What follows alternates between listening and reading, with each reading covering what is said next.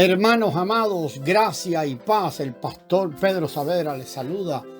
Santos, este es el audio número 14 de la serie Cristo Supremo y Centro de Todo. Leemos en 2 de Corintios 4:7. Tenemos este tesoro en vasos de barro, para que la excelencia del poder sea de Dios y no de nosotros. Para comprender a profundidad este versículo, debemos leer algunos de los versículos del contexto anterior, sobre todo, o sea que el capítulo 3.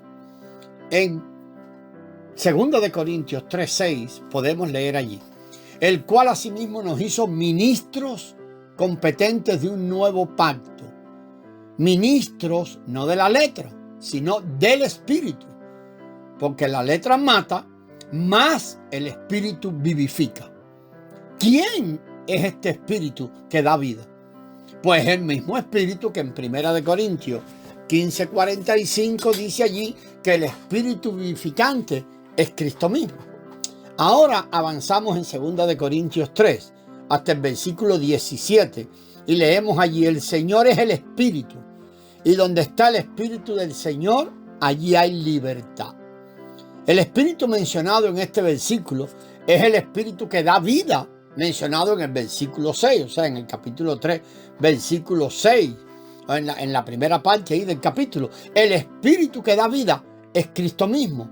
El Señor es el Espíritu, y donde está el Espíritu del Señor, allí hay libertad. ¿Dónde está el Espíritu del Señor? Pues ya hemos visto ampliamente, sobre todo en el audio anterior, que está en nuestro espíritu. El versículo 18 de ese mismo capítulo de 2 de Corintios 3 añade: mas nosotros todos, a cara descubierta, mirando y reflejando como en un espejo la gloria del Señor, somos transformados de gloria en gloria en la misma imagen como por el Señor Espíritu. El Señor es el Espíritu y el Espíritu es el Señor. Este Espíritu es lo que nos da vida, nos libera y nos transforma. En estos 3 versículos se mencionan 3 acciones: dar vida en el 6, liberar en el 17 y en el 18 transformar. Todas estas acciones están relacionadas con el maravilloso Espíritu Santo que es Cristo mismo. Cristo es el Espíritu que da vida. Cristo es el Espíritu que nos libera y Cristo nos transforma. Cristo es el Espíritu que nos ha dado vida, y ahora Él espera encontrar, y está el proceso en el que estamos es que Él está encontrando, buscando las oportunidades en el proceso para liberarnos y transformarnos. ¿Cómo puede Él hacer esta obra? ¿Podría Él hacer esto mientras está lejos o muy lejos de nosotros en el cielo? Él puede hacer esta obra únicamente estando en nosotros. Al morar en nosotros, desde nuestro interior, de manera subjetiva, Él opera para librarnos, para liberarnos y transformarnos. Él nos libera de muchas ataduras y de nuestro propio yo y todo lo que tiene que ver con Él, y nos transforma de esa vida natural a la imagen del Señor.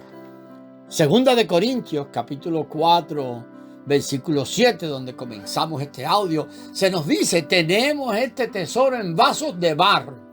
Cristo como el Espíritu maravilloso, el maravilloso Espíritu vivificante, el Espíritu que libera, el Espíritu que transforma, es el tesoro en vasos de barro. Nosotros somos el vaso de barro, vasos hechos de arcilla, de la tierra. Así como los radios comunes y corrientes tienen un receptor capaz de recibir sonido, del mismo modo nosotros tenemos en nuestro interior un pequeño órgano con el que podemos recibir a Cristo. El estómago es el órgano para recibir alimento. Asimismo, dentro del ser humano, dentro del hombre, hay un espíritu humano que es el órgano con el cual podemos recibir en nuestro ser a Cristo como el tesoro. Este tesoro está en vasos de barro, no se encuentra afuera, ni sobre, ni por encima de dichos vasos. Esto es muy subjetivo, muy interior. Tenemos este tesoro en vasos de barro, para que la excelencia del poder sea de Dios y no de nosotros. Ahora, desde estos vasos de barro tiene que expresarse Dios. Estos vasos de barro tienen que expresar a Dios, hacerlo manifiesto desde su interior. Hay tres cosas que vamos a señalar que le dan fundamento a esto, pero las vamos a buscar en el libro de Hebreos. O sea, tres cosas que constan de tres partes en el libro de Hebreos. Hebreos 4:9, leemos allí: por tanto, queda un reposo para el pueblo de Dios. Este reposo sabático es Cristo como nuestro reposo, tipificado por la buena tierra de Canaán. Luego el versículo 11 dice: procuremos pues con diligencia entrar en aquel reposo, para que ninguno caiga en semejante ejemplo de desobediencia. Amados, hay un reposo que nos espera y nosotros tenemos que ser diligentes, laborar y esforzarnos para entrar en él, a fin de que ninguno caiga en semejante ejemplo de desobediencia. Y el ejemplo de desobediencia es el pueblo de Israel, ¿verdad? Ciertamente la mayoría de ellos murieron, quedaron postrados en el desierto y no entraron al reposo, a la buena tierra. Después del versículo 11 viene el versículo 12, estamos en Hebreos 4, el cual comienza con la palabra ¿por qué?, indicando que lo que sigue es una continuación de lo dicho anteriormente. O sea, el 12 es una continuación directa al tema del versículo 11. Y leemos allí: porque la palabra de Dios es viva y eficaz, y más cortante que toda espada de dos filos, y penetra hasta partir el alma y el espíritu, las coyunturas y los tuétanos, y discierne los pensamientos y las intenciones del corazón. Debemos examinar ahora cuidadosamente este versículo. ¿Por qué se menciona aquí la división del alma y el espíritu? ¿Por qué se habla de discernir? ¿Por qué no se habla de esto en otros pasajes o en otros libros de la Escritura? Es allí precisamente. Si hemos de entender este versículo, debemos tener en cuenta todo el contexto. Los versículos anteriores nos dicen que aún queda un reposo al cual debemos entrar y que tenemos que ser diligentes y laborar y esforzarnos para entrar en él. Luego este versículo nos dice que tenemos que separar el alma del espíritu, que la palabra está separando el alma. Tiene que haber una separación del alma y del espíritu a fin de que podamos discernir. Eso está allí claro, entre el alma y el espíritu. ¿Qué es del alma? ¿Qué es del espíritu? ¿Por qué? Debemos escudriñar todo el libro de Hebreos para encontrar la respuesta a esta pregunta. Hay varios tipos que cuentan de tres partes en el libro de Hebreos, y eso es lo que vamos a mirar. El libro de Hebreos nos habla de tres cosas que tienen tres partes. La primera de ellas es el tabernáculo del templo, es la primera que vamos a examinar, el cual contaba de tres partes: el lugar santísimo, el lugar santo y el atrio. El arca de Dios no estaba en el atrio, no estaba en el lugar santo, sino en el santísimo, en lo profundo, en la parte más interna. El arca de Dios representa el testimonio de Dios, donde Dios estaba, donde Dios hablaba, que es Cristo mismo. El testimonio de Dios es Cristo. Así que el arca de Dios representa a Cristo mismo, porque Cristo es el testimonio y el testigo de Dios, como lo vemos en Apocalipsis 1:5 y Apocalipsis 3:14. Cristo no está en el atrio, ni en el lugar santo, sino en el santísimo. El libro de Hebreos nos exhorta y anima a entrar en el lugar santísimo. Hebreos 10:22.